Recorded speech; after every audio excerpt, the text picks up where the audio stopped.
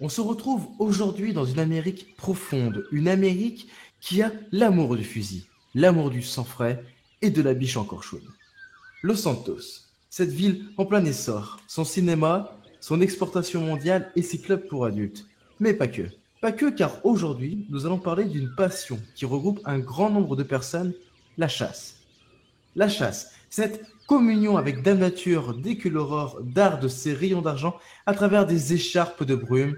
Et qui de mieux pour nous parler de chasse que Monsieur Gérard Moka, président de Moka Association, mais chasseur avant tout. Alors, Monsieur Moka, bonjour. Salut. Merci de nous offrir un peu de votre temps. Parlez-nous de votre association et de ce que vous avez à proposer aux habitants de Los Santos. Moi, j'ai une association elle s'appelle comme moi, Moka. On fait de la chasse à l'animal pour, pour tuer les animaux. D'accord, donc que chassez-vous dans la région et avez-vous surtout un quota à respecter? Je t'ai dit, on chasse les animaux pour, les biches, avec les cornes là, tu vois, sur la tête comme ça, et ceux avec les quatre pattes avec les cornes sur le visage et enfin, les animaux, quoi. Que vous apporte la chasse personnellement? Moi, je, moi, j'ai mon papa qui m'avait appris à tuer tous les animaux et moi, j'aime bien j'aime bien tuer.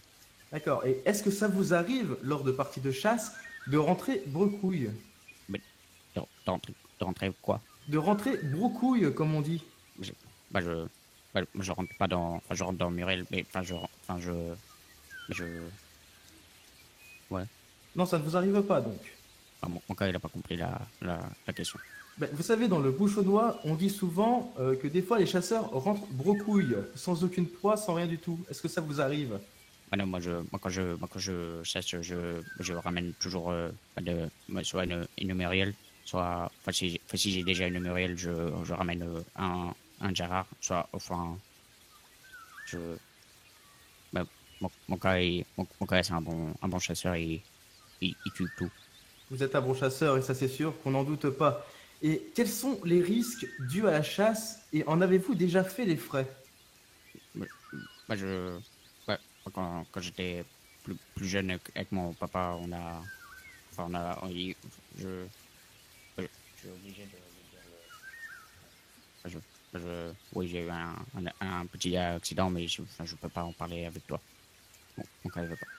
Il y a pas de problème, monsieur. Si vous sentez que ça vous gêne, Non, j'ai pris on peut faire un pass, il n'y a aucun problème. ouais, moi, je veux pas répondre à toi. Il n'y a pas de problème, monsieur. Et quelle différence y a-t-il entre le bon et le mauvais chasseur? Le, le bon, c'est Moka et l'autre, c'est toi. D'accord, ok. C'est- ouais, effectivement. Euh, où se trouve votre meilleur coin à Galinette?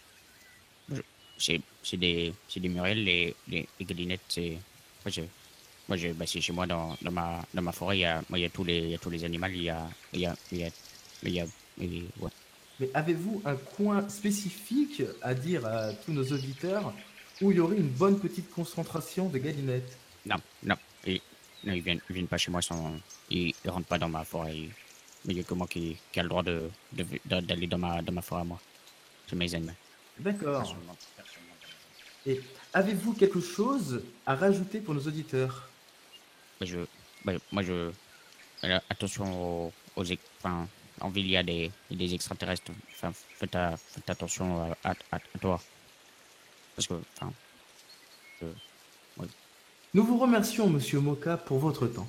Nous sentons votre passion et cette fierté que vous accordez à la chasse. Vous pouvez contacter Monsieur Moka au 555 92 13 pour passer votre permis de chasse et pourquoi pas passer du bon temps entre hommes au fin fond de la forêt.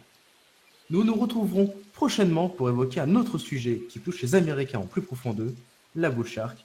Est-elle vraiment dangereuse pour la santé? Merci et à bientôt.